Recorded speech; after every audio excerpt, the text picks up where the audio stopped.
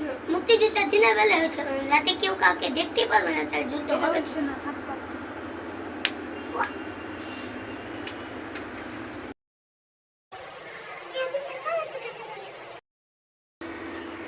Madam শেষের টুকু পরে। আচ্ছা শেষের টুকুই বল। তাকেই প্রধাত্ব বলে।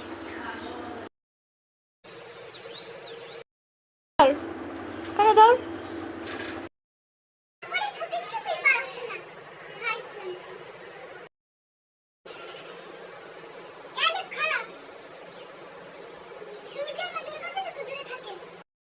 আমাদের 4টে বাড়ি জুড়ে থাকে,